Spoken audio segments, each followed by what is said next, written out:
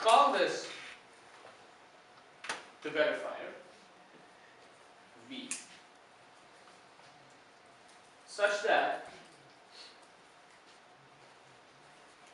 for all x, right, so for all possible inputs, you have these two guarantees. If x is in the language, there exists a certificate, I'll call this y, and the important thing is that y is polynomial in x. Right? So y is a polynomial size because you want the certificate to be sort of efficiently stable. You want it to be of efficient size. There exists certificates such that v xy accepts. And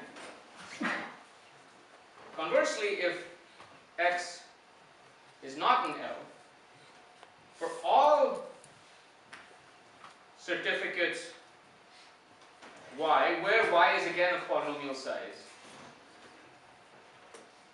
I'm being a little unclear here. I'm not telling you what this size is. Usually it's an explicit size. Because if you think of any verifier takes two inputs, it says that you have to give me a certificate of a specific length. And so this is saying for all certificates of that specific length. Does that make sense? So I'm being a little fuzzy here because I don't want to add extra symbols. But for all certificates, v xy. So this verbiage over here, that's NP.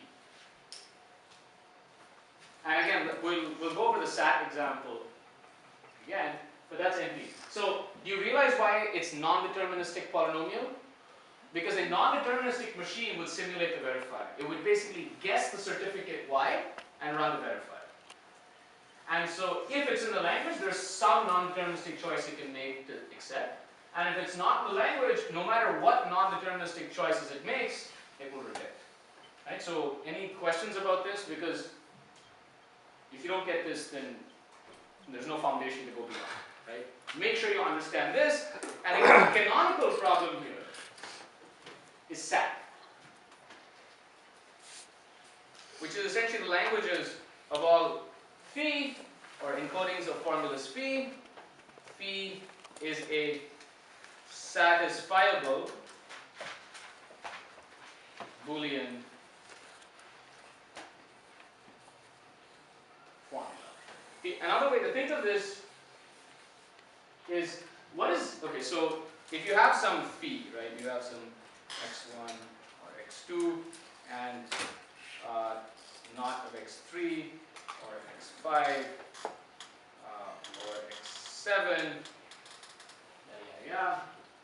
The language SAT is there exists x1, x2 to xn, where these are 0 or 1, such that phi of x is true. Does that make sense? So do you see how this looks a lot like that? If phi is in the language, there exists a certificate where this is true. But if phi, a formula, was not in the language, no matter what certificate you gave, this would be false. Right? And so, if you stare at these definitions, they look like SAT is in some sense canonically a representative of NP. And we show that SAT is NP complete, but there are even, through logic, there are ways in specifying that this really is the essence of NP. This problem captures the essence of NP. Any problem that can be stated in this form, where now this might be something like, this could be as, a formula can be as complicated as the behavior of a machine. Okay, so let me step back and, okay, so you have P, and you have NP, and you have SAT. Any questions? Just because we're on video doesn't mean you can't ask questions. Just, yeah. What's that under the x1 to xn? That's supposed to be 0/1. Got you. 0 or 1. And I put 0 or 0 and then I remove the 0. So that smudge over there is just like a splotch of ink. Okay. So So you have P, you have NP, and then what you have is NP complete. Like this is another class. And SAT, of course, is NP complete. SAT is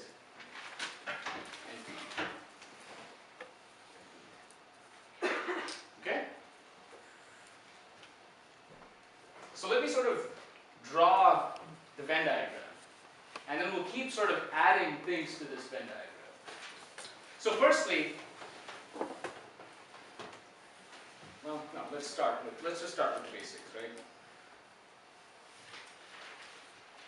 That is going to be, okay, that's P.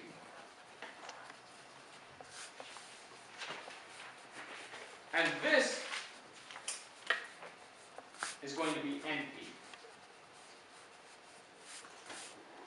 And sort of up here is NP complete, and our canonical problem here is SAT. Okay? Now, of course, the P versus NP question is that, is this really the picture, or is all of this just P? But if you believe that P is not equal to NP, then you think that the NP complete problems are up here, P is down here, and you say, is there stuff in here? Okay, we'll get to that. And then you might say, why haven't you drawn this thing straight? Because I'm going to draw something like this now. Right? That's I thought about the picture. So this is P, NP, NP complete. Right? So we immediately get something interesting. Even if we don't go to space, we just think about co-problem. Okay? So what is co of P? Right, co of P is L complement, just that L is in P. So what is this? Can you say something about this with respect to P? It's just P, right? Because if you have a Turing machine that decides the language, then the Turing machine decides the complement. If you have an algorithm that basically determines what is a simple problem that you will know in P. For example, I give you a graph and I ask you, an undirected graph, does this have a cycle? How do you solve this? Yeah, first search any, right? So if you can determine whether the graph has a cycle, then you've also determined that the graph does not have a cycle. Like the languages are the same. So copy is of course the same thing as P. It's the same thing, right? If you have a polynomial time algorithm for a language, then you have a polynomial time algorithm for the complement of the language. What gets interesting is co-NP.